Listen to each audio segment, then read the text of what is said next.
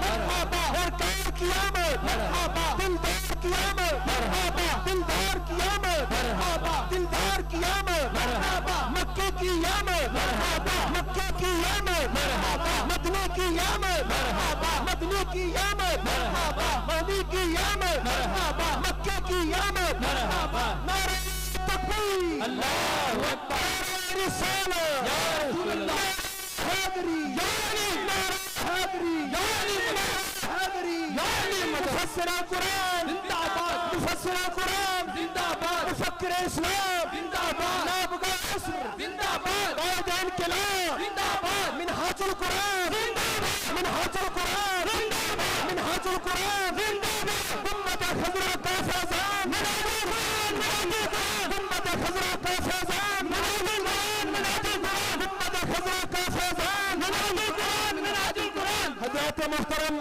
دنیا اسلام کی عظیم شخصیت عظیم اسکالر ہمارے دلوں کی دھڑکن ہمارے دلوں کی جان آپ کے سامنے حضور قائد انقلاب جلوہ گر ہے تمام احباب نظم کے ساتھ محبت کے ساتھ اسی ذوق اور شوق کے ساتھ تشریف رکھیں نعرہ تکبیر نعرہ رسالت نعرہ رسالت نعرہ رسالت معراج مصطفیٰ عظمت و شان مصطفیٰ عظمت و شان مصطفیٰ قائد انقلاب قائد انقلاب نحمده ونصلي ونسلم على سيدنا ومولانا محمد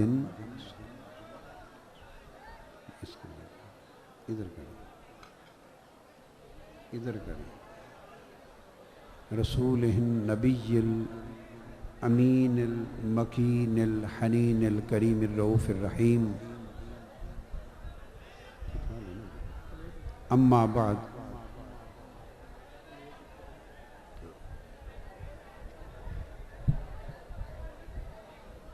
فاعوذ باللہ من الشیطان الرجیم بسم اللہ الرحمن الرحیم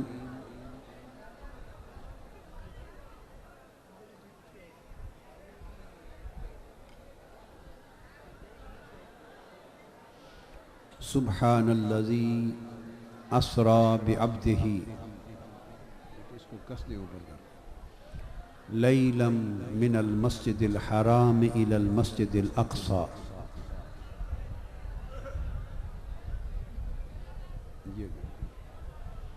الذي باركنا حوله لنريه من آياتنا إنه هو السميع البصير صدق الله مولانا العظيم محترم مشائخ اعظام علماء کرام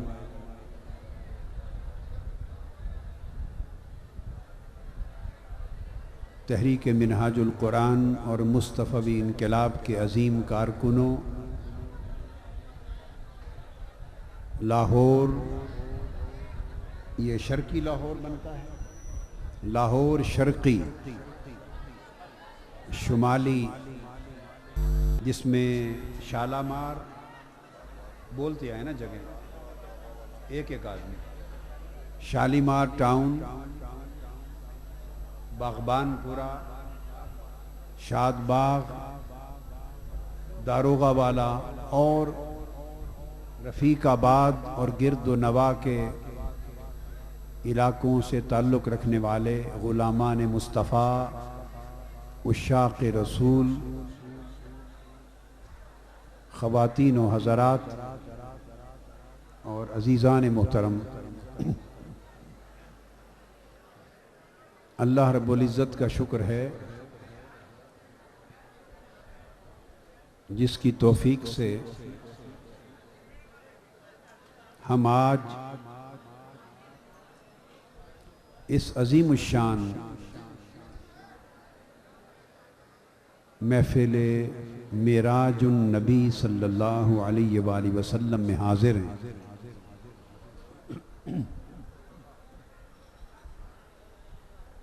اور مبارکباد کے حقدار ہیں وہ ہزارہا افراد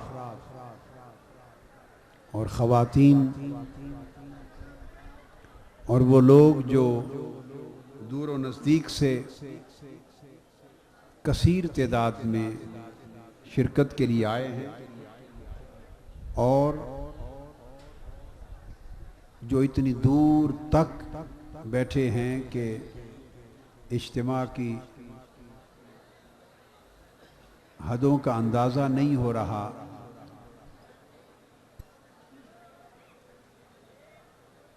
اور وہ ٹی وی کے ذریعے اور کیبل نیٹ ورک کے ذریعے، پروجیکٹرز کے ذریعے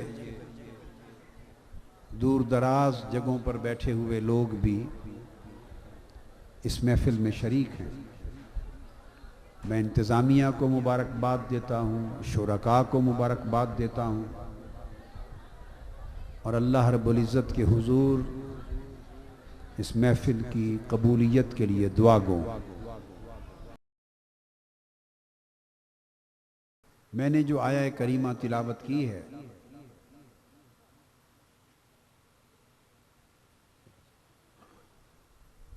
اس میں اللہ تبارک و تعالی نے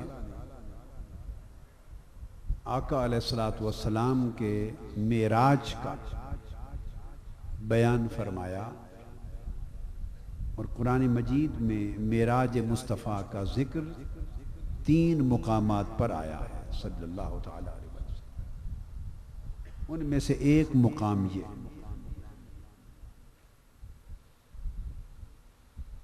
اس میں ایک عجیب اور لطیف بات یہ ہے کہ ذکر معراج مصطفیٰ صلی اللہ علیہ وآلہ وسلم کا ہو رہا ہے، اور اس مضمون کی ابتدا میں اللہ تعالیٰ نے پاکی، بلندی اور بزرگی اپنی بیان فرمائی۔ فرمایا سبحان الذی، پاک اور بلند و برتر اور بزرگ و بالا ہے وہ ذات، بلندی، بزرگی، برتری اپنی بیان کی، جبکہ ذکر اور مضمون اور بیان اپنے حبیب صلی اللہ علیہ وسلم کے معراج کا ہو رہا ہے۔ تو ظاہری طور پر انسانی عقل یہ کہتی ہے کہ معراج آقا علیہ السلام کا سب سے بڑا عظیم معجزہ ہے جو اللہ تبارک و تعالی نے آپ کو عطا کیا۔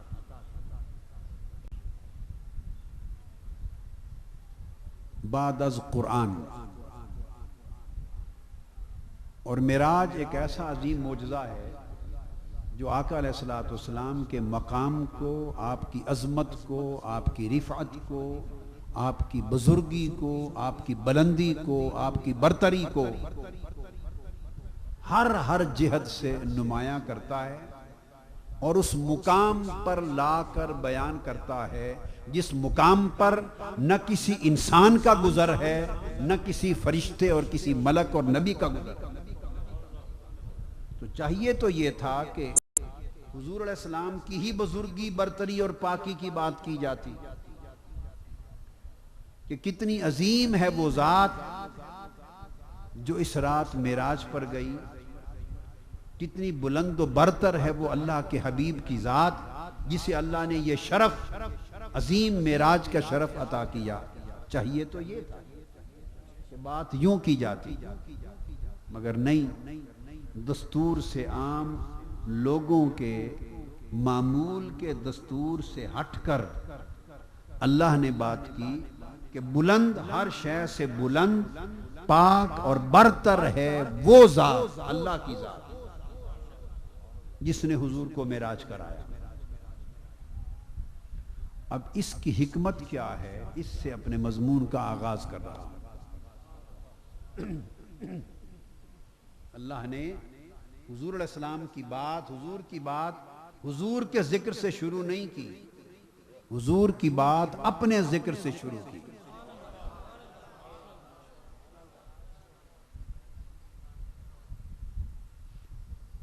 اس کا ایک سبب تو یہ ہے کہ ایک اور مقام پر سورہ الفتح اللہ تعالیٰ نے چاہا کہ صحابہ کرام کی عظمت کو بیان کیا جائے. والذین معہ اشداء علی الکفار رحماء بینہم تراہم رکعا سجدا یبتغون فضلا من اللہ ورضوانہ. اللہ نے چاہا کہ صحابہ کرام کے تقوی کو، ان کے کردار کو، ان کے ایمان کو، ان کی حالت ایمان کو، ان کے ایمان کی بلندی کو، بزرگی کو، ان کی عظمت کو بیان کیا جائے. تو ذکر صحابہ کا کرنا چاہتا تھا، مگر ذکر صحابہ اور مضمون صحابہ پر اللہ تعالیٰ نے قرآن مجید میں جو عنوان قائم کیا مضمون صحابہ کرام کا، مگر عنوان قائم کیا محمد الرسول اللہ والذین معہ. پھر صحابہ کی بات شروع کی. محمد اللہ کے رسول، محمد اللہ کے رسول.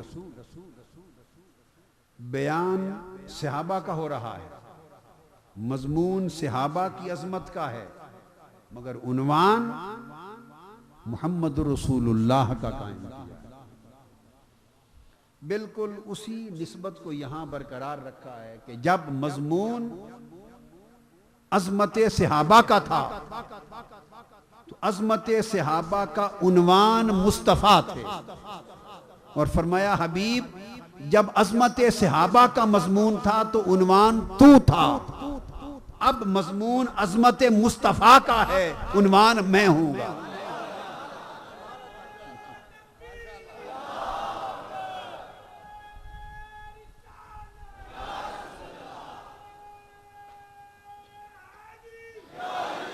عنوان کو دیکھ کر کتاب کی پہچان ہوتی ہے. کسی کو پتہ نہیں ہوتا کہ اندر مضمون کیا ہے.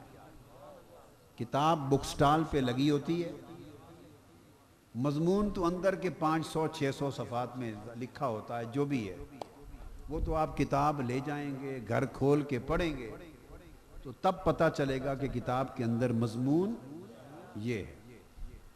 اب آپ خریدتے ہیں، صاف ظاہر ہے خریدتے تو مضمون کی خاطر ہی ہیں نا کہ اس مضمون پر کتاب خریدنی ہے. تو خریدتے کیا دیکھ کر ہیں؟ مضمون کو دیکھ کر یا عنوان کو دیکھ کر؟ بولیے. عنوان اندر کے مضمون کی عظمت کی خبر دیتا ہے، عنوان پتہ دیتا ہے کہ اندر کا مضمون کتنا بلند و بالا ہے. تو عنوان کو دیکھ کر آپ سودا خرید لیتے ہیں، عنوان کو دیکھ کر مضمون کا سودا خریدتے ہیں.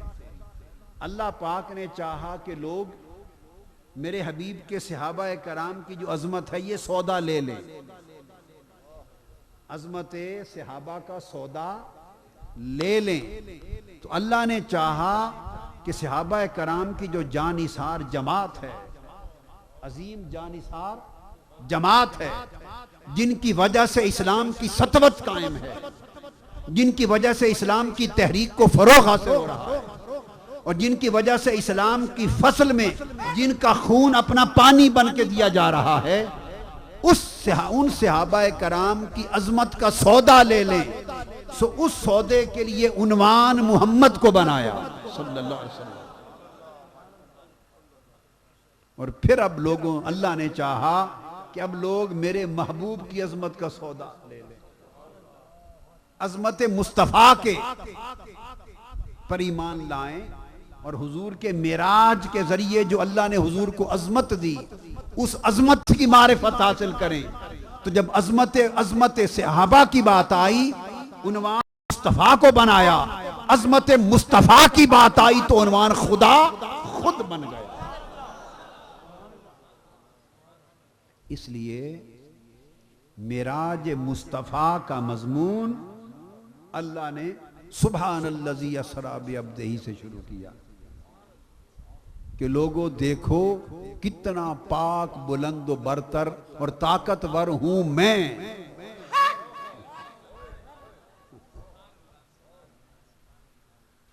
تو عنوان سے مضمون کی عظمت کی خبر مل جاتی ہے.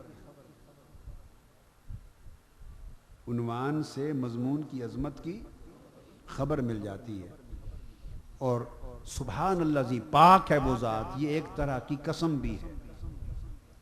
ایک طرح کی، بولیے، عربی ادب کے اندر یہ ایک طرح کی قسم ہے.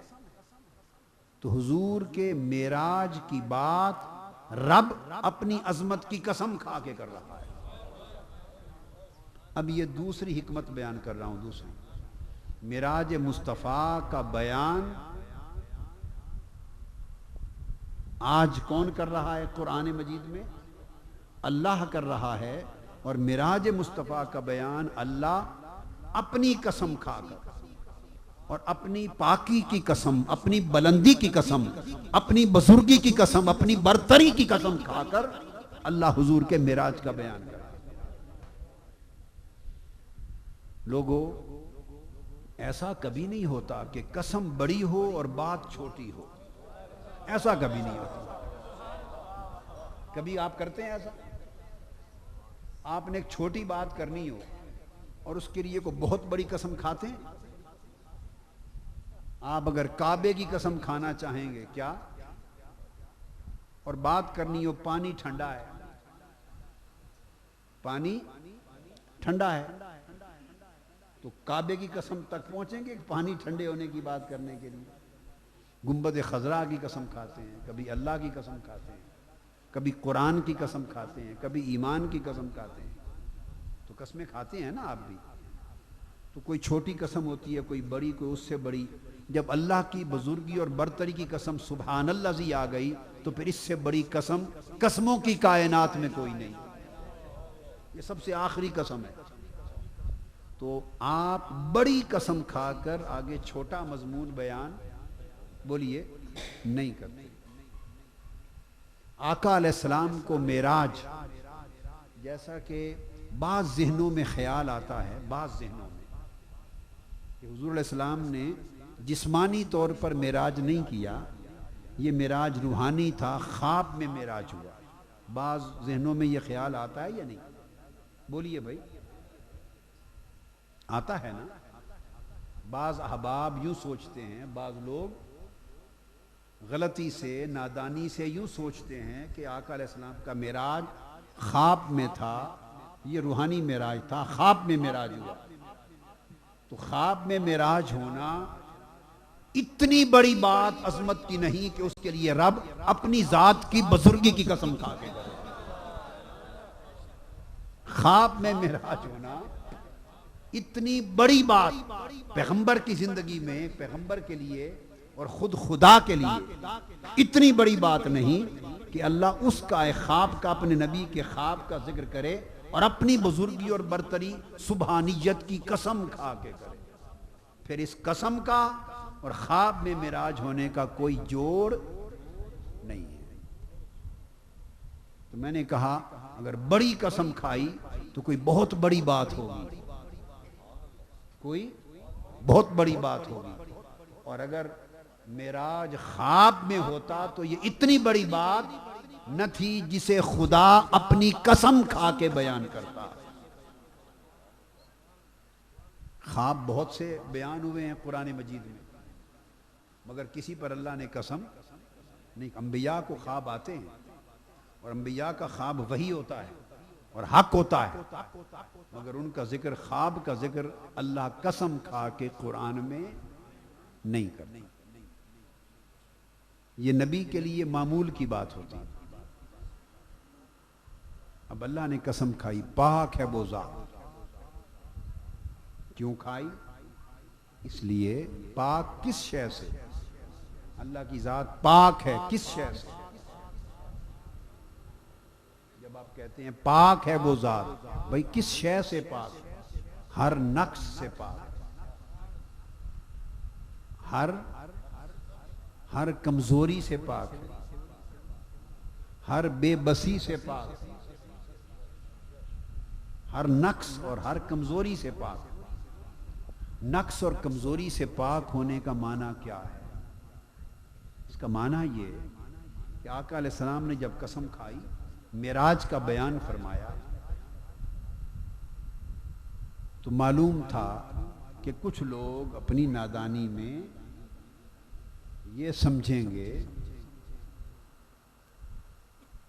کہ یہ خواب کا معراج تھا، اور وجہ یہ کہیں گے کہ خواب کا معراج اور روحانی معراج اس لیے کہ جسمانی طور پر ایک لمحے میں، رات کے چند لمحوں میں مکہ مسجد حرام سے مسجد اقصی تک، اور مسجد اقصی سے لے کر آسمانوں تک، اور آسمانوں سے عرش معلیٰ اور سدرۃ المنتہا تک، اور سدرۃ المنتہا سے لا مکان قاب قوسین او ادنیٰ تک، ایک رات کے چند لمحوں میں کوئی جا نہیں سکتا اور جا کے واپس آ نہیں سکتا. یہ ممکن نہیں، یہ ممکن نہیں.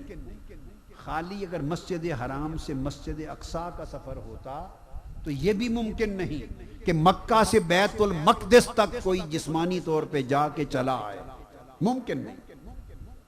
وہ اعتراض جو اس جسمانی معراج کے ناممکن ہونے پر ہوا، ابو جہل نے کیا، ابو لہب نے کیا، کفار مکہ نے کیا، قریش نے کیا، منکرین نے کیا، بلکہ انہوں نے ایک ہاتھ میں بات لے لی. تو جو انکار جسمانی معراج پر کفار مکہ نے کیا، یا جسمانی معراج کے ناممکن ہونے کا جو خیال آج بعض مسلمانوں کو آتا ہے کہ یہ ناممکن ہے، اللہ پاک نے فرمایا کہ کوئی کام ناممکن کیوں ہوتا ہے؟ اس لیے ہوتا ہے ناممکن کہ آپ اسے کر نہیں سکتے، وہ آپ کی طاقت سے باہر ہوتا ہے. آپ کی طاقت سے جو کام باہر ہو وہ ناممکن ہوتا ہے. تو کسی کام کا آپ کے لیے ناممکن ہونا یہ آپ کی طاقت میں کمزوری ہے، یہ آپ کی طاقت میں نقص ہے. تو فرمایا جو کام آپ نہیں کر سکتے آپ کے لیے ناممکن ہے، اس لیے کہ وہ آپ کی طاقت میں نقص ہے. اگر وہ میرے لیے بھی ناممکن ہو تو پھر میری ذات میں بھی نقص ہوا. اور فرمایا میں ہر نقص سے پاک ہوں. پانی گرم ہے. ہر نقص سے پاک ہوں. لہذا خبردار یہ نہ کہنا، یہ نہ کہنا کہ یہ سفر معراج ناممکن ہے. ناممکن کا لفظ اس ذات کی کمزوری ظاہر کرتا ہے. اور فرمایا کمزوری ایک نقص ہے اور میں ہر نقص سے پاک ہوں. لہذا جو تمہارے لیے ناممکن ہے، اللہ نے فرمایا اگر میرے لیے بھی ناممکن ہو تو پھر میں بھی بندہ ہو گیا، خدا نہ رہا. جو تمہارے لیے ناممکن ہے وہ بغیر باپ کے بچہ پیدا ہو جائے کسی کے گھر، یہ ہم سب کے لیے، بولیے، بغیر باپ کے بچہ پیدا ہو جائے ہم سب کے لیے ناممکن ہے. تو ہمارے لیے ناممکن ہے. انہوں نے ایک ایسا دعویٰ کر دیا ہے جو ممکن ہے ہی نہیں. کوئی دماغ، کوئی عقل ماننے کو تیار نہیں. لہٰذا اب ہم ان کی گرفت کر لیں گے. ان کے پاس اس کا جواب نہیں ہوگا. وہ بغلیں بجانے لگے، شہر مکہ میں اچھل کود کر کے اعتراض، تنقید، انکار کرنے لگے، شور مچا دیا. رب کائنات نے آیت اتاری. اس نے کہا ابو جہل، ابو لہب، منکرین مکہ، معترضین معراج، منکرین معراج، دشمنان مصطفیٰ، شہر مکہ میں شور مچانے والوں، خبردار خاموش ہو کے میری بات سنو. اللہ نے فرمایا میری بات سنو. سب سکتہ ہو گیا، سننے لگے. فرمایا سبحان الذی اسریٰ بعبدہ لیلا، پاک ہے وہ ذات جو اپنے بندے کو لے گئی.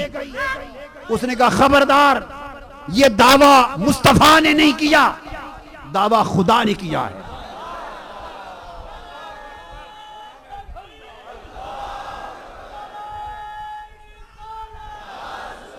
فرمایا فرمایا میرے محبوب نے دعویٰ نہیں کیا کہ بلند و برتر ہوں میں جو معراج پر گیا، یا دیکھو میری عظمت کہ آج رات میں سدرۃ المنتہا اور قاب قوسین تک گیا، یا مسجد حرام سے مسجد اقصیٰ تک گیا۔ ارے میرے محبوب پر تنقید کر کے شور مچانے والوں، میرے محبوب نے تو دعویٰ کیا ہی نہیں، میرے محبوب نے تو اپنی طرف سے کوئی دعویٰ، تو میرے محبوب پہ کیوں زبانیں کھول لی ہیں؟ میرے محبوب پہ کیوں اعتراض کرتے ہو؟ چپ کرو۔ فرمایا مجھے تو مانتے ہو، باری تعالیٰ آپ کو تو مانتے ہو، آپ کو تو مانتے ہیں، مشرکانہ طریق پر ہی صحیح، غلط طریقے سے ہی، مگر اللہ کو تو سب مانتے تھے، صرف ان کا طریقہ مشرکانہ تھا، غلط تھا۔ تو فرمایا یہ دعویٰ اگر میرا مصطفیٰ کرتا کہ میں معراج پر گیا تو تم جا کے میرے مصطفیٰ سے پوچھتے، حق تھا۔ اب دعویٰ سنو، خبردار کوئی مصطفیٰ کے دروازے پر نہ جائے پوچھنے کے لیے، دعویٰ خود خدا نے کیا ہے، میں نے کیا ہے کہ پاک ہے وہ ذات جو لے گئی۔ مصطفیٰ نے نہیں کہا کہ میں گیا، میں کہہ رہا ہوں کہ میں لے گیا۔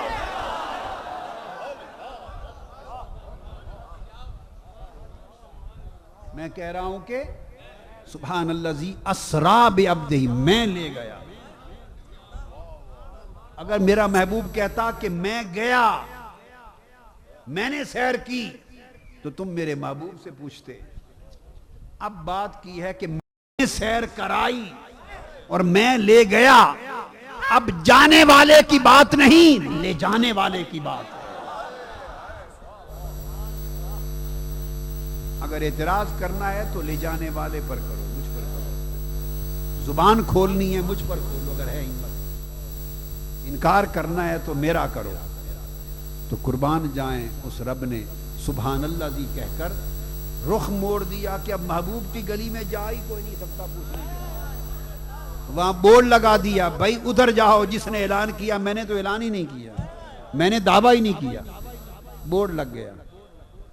دعویٰ خدا نے کیا، اس سے جا پوچھو کہ لے جا سکتا ہے یا نہیں، اس سے پوچھو، لے جانے والے سے پوچھو کہ لے جا سکتا ہے یا اس سے پوچھو، اس میں طاقت ہے یا نہیں، اس کے لیے ممکن ہے یا نہیں، جا کے رب سے پوچھو۔ اب رب سے ٹکر کون لے؟ تو سبحان اللہ زی کہہ کر اللہ پاک نے آقا علیہ السلام کو ہر اعتراض سے محفوظ کر دیا اور فرمایا جس نے کوئی تیر مارنا ہے ادھر آئے۔ دیکھو اس کی محبت کے محبوب کو کس طرح اپنی حفاظت کے حصار میں لے لے، دشمن کی زبان کھلنے سے پہلے محبوب کو بچا لیتا ہے، فرماتا ہے اس سے کیوں بات کرتے ہو، آؤ مجھے بات کرو۔ میرے محبوب سے کیوں لڑائی کرتے ہو، آؤ مجھ سے لڑائی کرو، اگر کر سکتے ہو تو میں لے گیا ہوں۔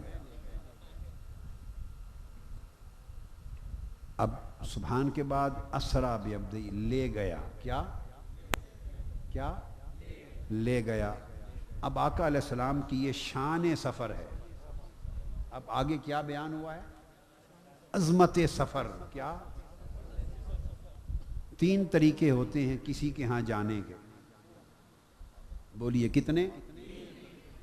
ایک ہوتا ہے کہ دعوت دے دی، کیا دعوت دے دی، بھئی آپ آ جائیں، آپ کی دعوت ہے ہمارے ہاں، تو اس کے بعد جانے والا خود پہنچ گیا دعوت پر۔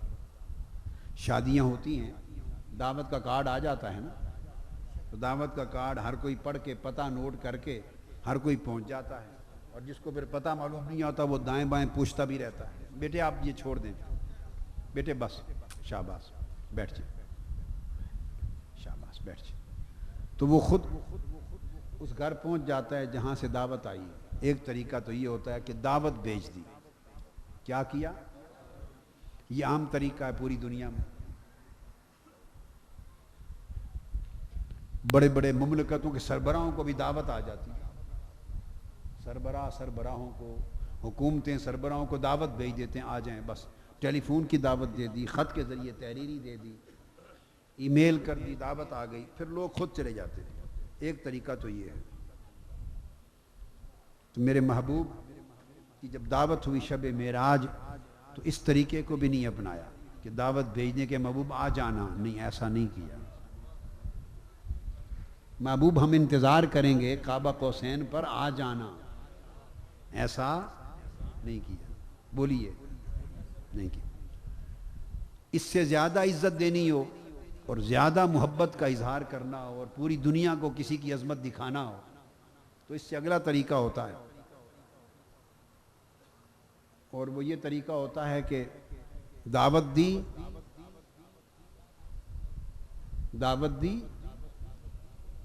اور بلایا اور بلانے کے ساتھ کسی لانے والے کو بھیج دیا، کیا؟ کسی نمائندے کو بھیج دیا راستہ دکھانے کے لیے، کوئی نمائندہ چلا جاتا ہے اور وہ ساتھ لے آتا ہے، یہ اس سے زیادہ عزت ہو جاتی ہے کہ دعوت بھی دی ہے اور ایک نمائندہ بھی بھیجا ہے جو ساتھ لا رہا ہے۔ یہ پروٹوکول کا آنا ہو جاتا ہے، یہ پروٹوکول کا آنا ہو جاتا ہے۔ اور ایک اس سے اونچی اور حد ہو جاتی ہے آخری، وہ یہ کہ نمائندہ کس کو بھیجا؟ عام نمائندہ نہیں، اللہ کی بارگاہ میں اور اس کی کل کائنات میں بھیجنے کے لیے جبرائیل امین سے بڑا خدا کی بارگاہ میں کوئی نمائندہ نہیں۔ سب فرشتے، کسی فرشتے کو بھی بھیجا جا سکتا تھا، 5-10 فرشتے بھی، 100 50 500 1000 7000 10000 70000 فرشتے، مگر نہیں، جبرائیل امین کو بھیجنا یہ سب سے بڑے نمائندے کو بھیجنا ہے۔ جبرائیل امین کو بھیجا اور ساتھ کیا کہا؟ ساتھ سواری بھی اپنے پاس سے بھیجی۔ جبرائیل محبوب کو جا گھر سے لیا، اچھا باری تعالیٰ جاتا ہوں لیکن رک جا، سواری وہاں سے نہیں کرنی، وہ بھی میری لے جا، سواری بھی میری بارگاہ سے لے جا۔ نمائندہ بھی بارگاہ ایزدی سے جبرائیل امین کو بھیجا اور سواری بھی اسی بارگاہ سے براق کی بھیجی۔ کیا بھیجی؟ براق کی بھیجی۔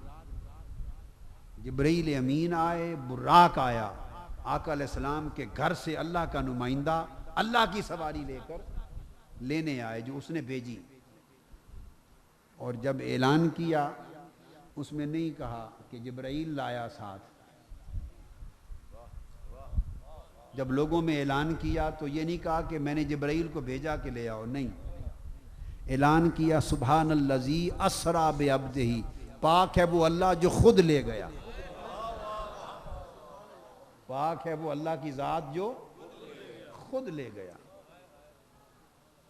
تو یہ بلانا نہیں تھا، ایک ہوتا ہے خود جانا، کیا کہ آپ کو پتہ چلا فلاں جگہ محفل ہے، خود آ گئے، آپ کو پتہ چلا نا کہ آج محفل ہے معراج النبی ہے، تو بہت سارے پیچھے تک خود آ گئے یا نہیں؟ بولیے۔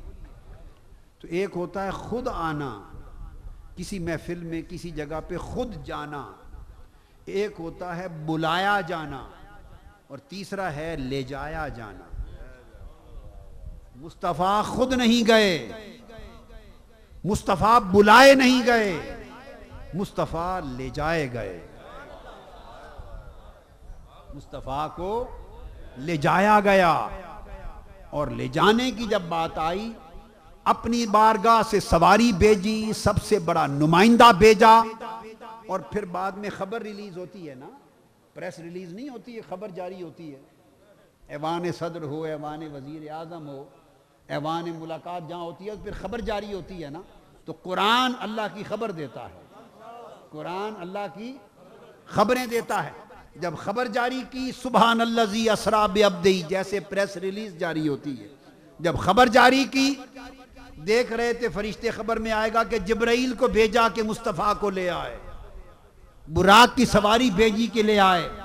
جب خدا کی بارگاہ سے قرآن کی خبر ریلیز ہوئی تو لے جانے میں نہ جبرائیل کا نام نہ براق کا نام، وہاں لکھا ہے کہ پاک ہے خدا کی ذات جو خود لے گئی۔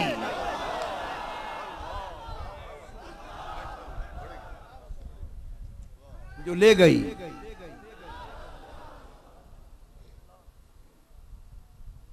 تو وہ چلے تو تب جبرائیل تو لے جانے کی خدمت پہ مامور تھے، براق سواری تھی، پر خدا ساتھ تھا.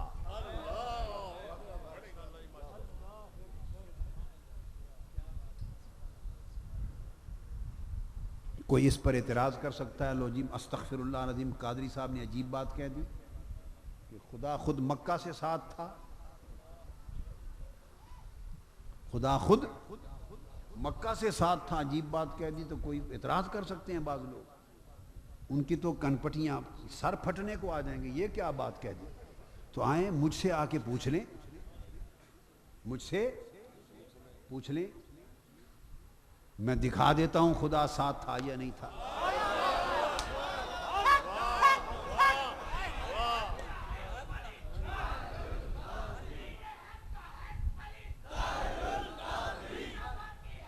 اور سادہ سی بات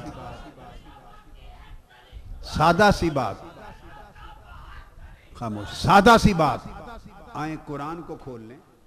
کیا؟ قرآن کو کھول لیں. آقا مکہ سے چلے مدینہ جا رہے ہیں، بس اتنا سفر ہے. مکہ سے چلے، بولیے، مدینہ جا رہے ہیں. رستے میں غار ثور میں قیام کیا، غار ثور میں قیام کیا. سیدنا صدیق اکبر نے عرض کیا یا رسول اللہ مجھے ڈر لگ رہا ہے کہ کہیں دشمن نہ آ جائیں. تو غار میں مصطفیٰ نے صدیق اکبر کا کندھا ہلا کے کان میں کہا ابو بکر گھبراؤ نہیں، خدا ہمارے ساتھ ہے.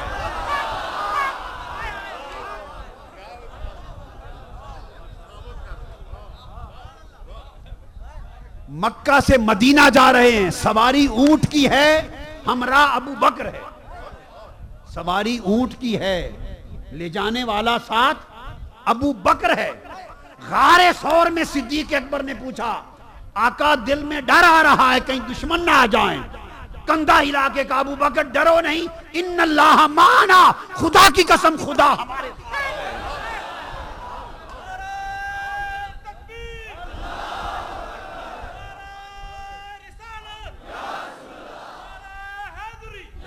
فرمایا ابو بکر ہم دو نہیں جا رہے، تین جا رہے ہیں.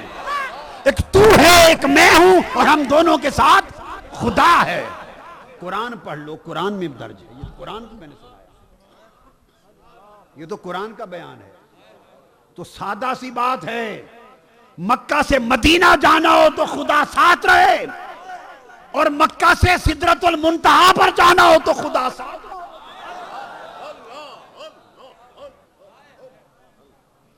ابو بکر اور اونٹنی کی سواری ہو، اس سفر میں خدا ساتھ نہ چھوڑے. اور براق اور جبرائیل کا ساتھ ہو، مصطفیٰ جا رہے ہو اس وطن میں، تو خدا ساتھ نہ ہو.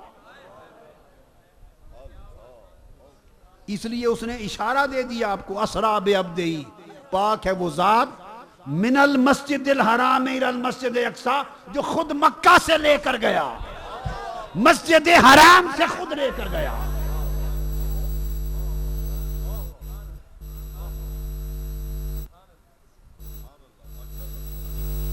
اچھا اب کوئی کہہ سکتا، پھر ابھی بھی کسی کی سمجھ میں بات نہ آئے، جس کی سمجھ میں ابھی بھی بات نہ آئے اس کو کہہ دیں گے، اور چیز بڑھا دیں گے. اللہ نے کہا اسی کو پکڑ کے کہیں گے نحن اقرب الیہ من حبل الورید، میں تمہاری شاہ رگ کے بھی قریب ہوں، تمہاری تو شاہ رگ کے بھی قریب تمہارے ساتھ ہے. کوئی مسلمان جو کہے میرے ساتھ اللہ، تو تمہارے ساتھ تو ہر وقت ہے، مصطفیٰ کے ساتھ معراج کے سفر میں نہیں تھا.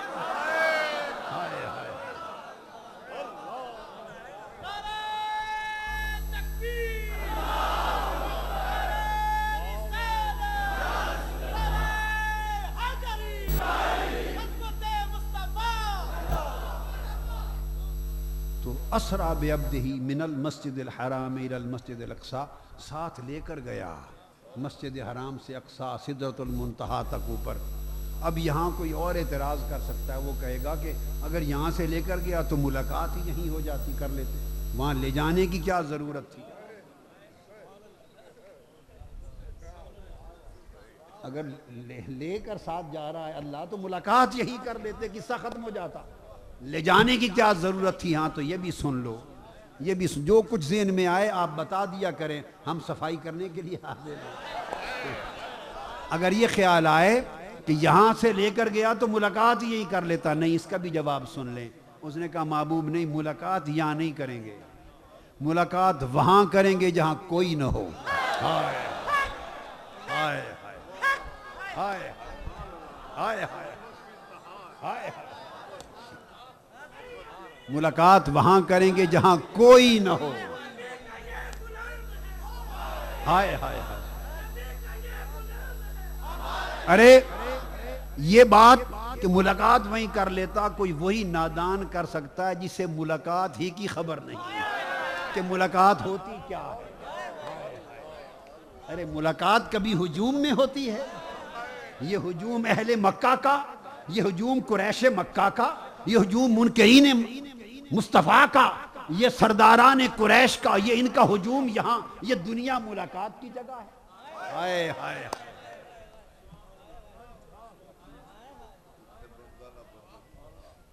یہ دنیا ملاقات کی جگہ ہے۔ اس نے اشارہ تو دے دیا، اسرا بعبدہ لیلاً، رات کو لے گیا۔ رات اشارہ ملاقات کا تو تھا، رات اشارہ ملاقات تھا۔ رات اس لیے پوچھئے حضرت داؤد علیہ السلام سے، پوچھئے انبیاء سے، اولیاء سے، عرفاء سے، عاشقوں سے، سارا دن گزر جاتا ہے، سارا وہ شام کے انتظار میں ہوتے ہیں، زندگی گزر جاتی ہے، وہ لمحہ موت کی انتظار میں ہوتے ہیں۔ عاشق لوگ زندگی گزر جاتی ہے، وہ لمحہ موت کے انتظار میں ہوتے ہیں۔ موت آپ کے لیے، عوام کے لیے موت انتقال ہوتا ہے، عاشقوں کی موت وصال ہوتا ہے۔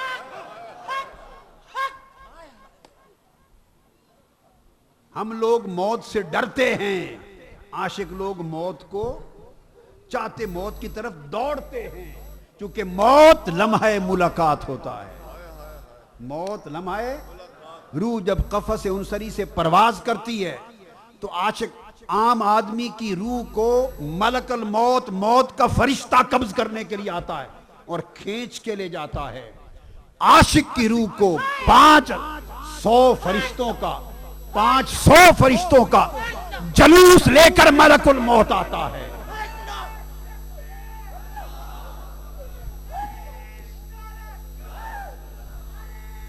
500 ملائکہ کا جلوس لے کر آتا ہے اور حکم ہوتا ہے کہ جب روح قبض کرنے کا وقت آئے تو پھر فرشتے عاشق کو نغمے سناتے، جنت کے منظر دکھاتے، تسبیح کرتے ہیں، اور پھر وہ فرشتے آ کر اس عاشق کے کندھوں کو، کونیوں کو، ہاتھوں کو، جسم کو اس طرح ٹھنڈے ٹھنڈے نرم نرم ملائم ہاتھوں کے ساتھ ایسے مسا کرنے لگتے ہیں، جیسے ماں بچے کو پیار سے نہیں سلاتی، اس طرح ہاتھ پھیرتی ہے، ہاتھ پھیرتے ہیں۔ ادھر جنت بے نقاب کر دی جاتی ہے، ادھر عاشق لوگوں کے لیے اس محبوب کے عشق کے نغمے اعلیٰ پہ جاتے ہیں، وہ بندہ اس کیفیت میں مست ہوتا ہے تو اس طرح روح کو پیار سے نکال کے لے لیا جاتا ہے، اور جب اوپر پہنچتی ہے روح تو جبرائیل امین 70,000 فرشتوں کے ساتھ استقبال کرتے ہیں۔ تم کیا سمجھتے ہو کہ روح کی، عاشق کی ملاقات کیسے ہوتی ہے؟ اور سیدھی لے کر عرش میں پیش ہوتی ہے، اس عاشق کی روح کو وہاں ملاقات نصیب ہوتی ہے، اور فرمایا جاتا ہے کہ اب میری ملاقات کے سجدہ کرتی ہے عاشق کی روح، مومن کی روح، مومن کامل کی روح۔ حکم ہوتا ہے کہ اب اس سجدہ اور ملاقات کے بعد اس کو قبر میں لے جاؤ، تو اس کے بعد مومن کامل عاشق کی روح قبر میں جاتی ہے، پہلے اپنی ملاقات کر کے اس روح کو صاف اور پاک کرتا ہے، بعد میں مصطفیٰ کی ملاقات کے لیے قبر میں بھیجتا ہے۔